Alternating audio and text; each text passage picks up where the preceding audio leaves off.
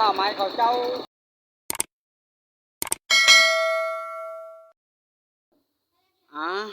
กราบทักทายสบายดีและสวัสดีพี่ๆน้องๆทั้งฝั่งลาวฝั่งไทยต่างประเทศก็ดีมื้อนี้มื้อหยังหลายทุกคนเลยสิพาทุกคนลุยหายลุยโซนแล้วมื้อนี้ทุกคนดนแล้วบ่ได้ไปหายไปโซนบ้านที่ฝนตกทุกคนฝนตกก็ตกถือว่าตกก็แห้งเติบเลยทุกคนเด้อมันก็จนอั่งตามชายทางทุกคนเลยก็ส้มก็ลืมทุกคนฮักแพงกันคือเก่าอย่าทิ่มอย่าป้าอย่าละอย่าไล่ทุกคนเด้อคอยก็บ่มีหยังมีแต่ครับผมทุกคนเลยทุกคนให้เขาส้มให้กำลังใจถ้าผิดพลาดประการใดขอโทษขออภัยทุกคนเลยมื้อนี้ก็บ่ได้ไปทางใดทุกคนเลยไปโซนก็ว่าสิไปส่งน้ำมันทุกคนลุยตามทางสิแม่นเป็นตุ่มหลายทางกันทุกคนเลยหมอหลายอย่างทุกคนเก็บภาพบรรยากาศแล้วก็ให้ภาพบรรยายเองดีกว่าทุกคนเลยไปเลยทุกคน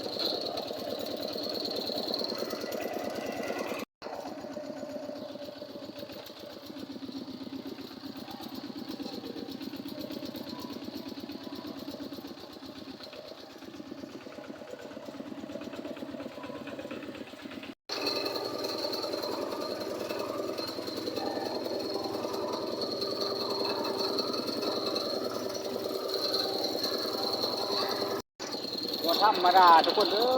ยเส้นทางก็ซ้ำนี้ทุกคนไปหายไปโซนก็ได้อย่าเอานึงภาพจริงภาพสั้นขอโทษขออภัยด้วยทุกคนเด้อเฮ็ดอะไรเนาะแนวทางเนาะฝนตกได้มันจะเป็นอันนี้นะ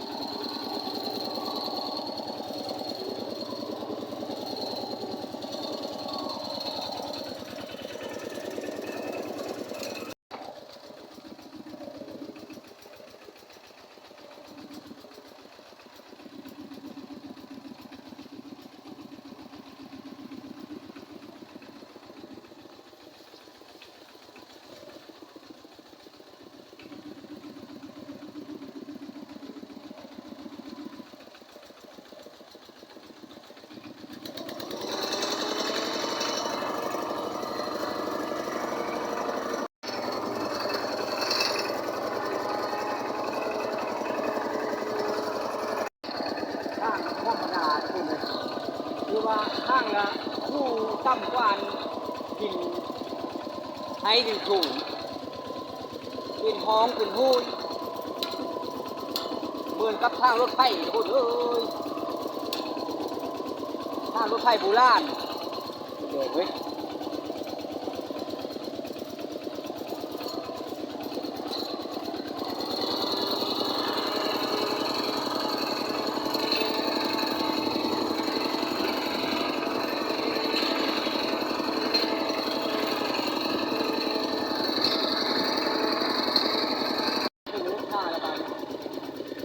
ข้าวไม้เขาเจ้า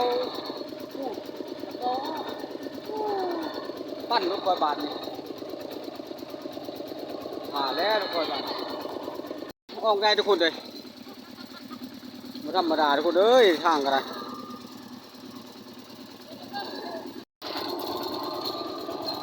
ไปต่อไปนี่ทุกคนเลย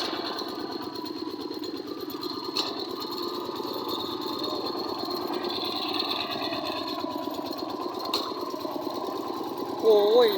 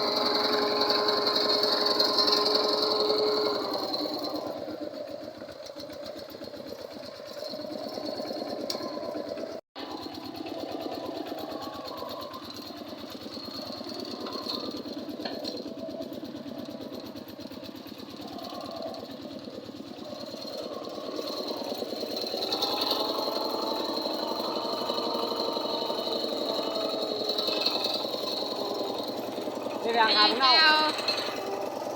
ท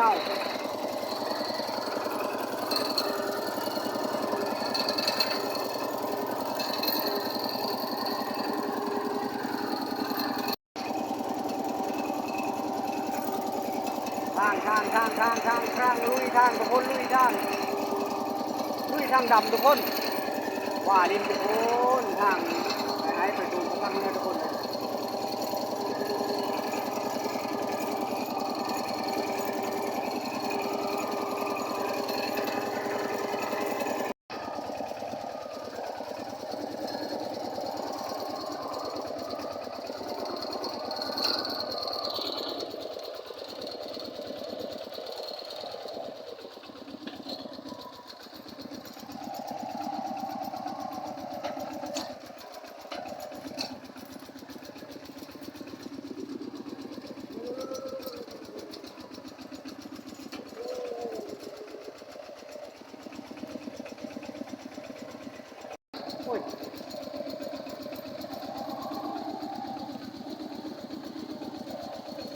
โอ้มรถแหละทุกคนทาง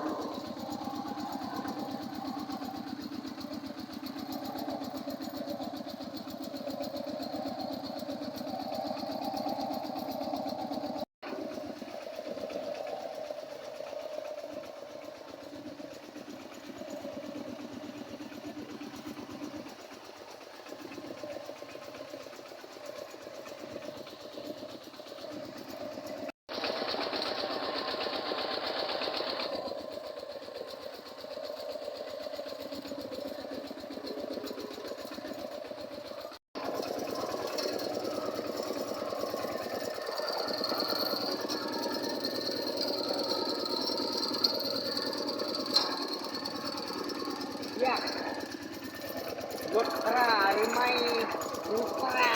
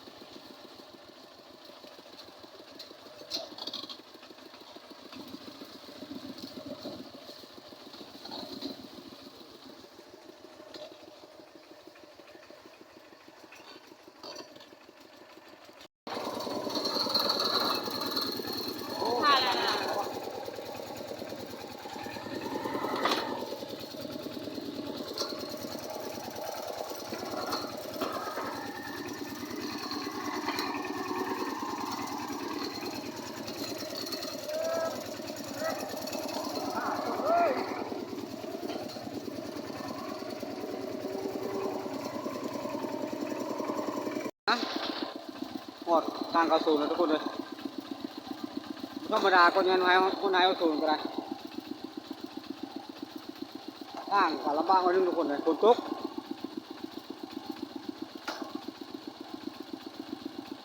คำว่าสะอาดกว่าทุกคนเลยอันนั้นยังเข้าใหญ่ทุกคนเลยเขากำหนด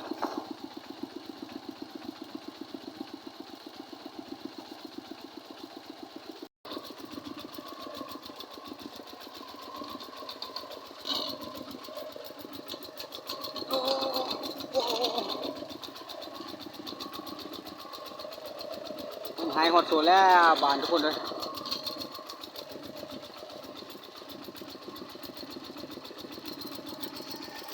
ถึงโซนแล้วบรรยากาศจะดีคือเก่าแดดเองกับปืนคือเก่านั่นเด็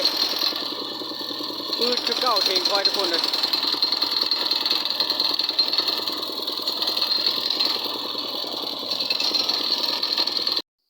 อ่ะมาหอนไฮฮอดโซนละบานนี่ถือว่าเอาลำมันต้นมาไว้เหมือนนี้ทุกคนเลยประมาณนี้ได้มาเบิ่งสภาพกระถมก็คือเห็นยั่งหรือบ่ยั่งก็คือเห็นทุกคนเลยเบล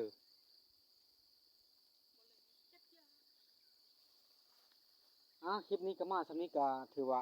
ก็บ่มีอย่างไรทุกคนเลยถือว่ามาให้ทุกคนชมบรรยากาศตามชายทางยากลำบากสันใดคือภาพบรรยายเลยทุกคนเลยเขาชมแล้วก็อย่าลืมทุกคนนะเพลงก็คือเก่าอย่าทิ้งอย่าปะอย่าละอย่าไล่ทุกคนเลยถ้าผิดพลาดประการใดขอโทษขออภัยเจอกันคลิปหน้าทุกคนนะสำหรับคลิปนี้ก็จบสำนี้ละ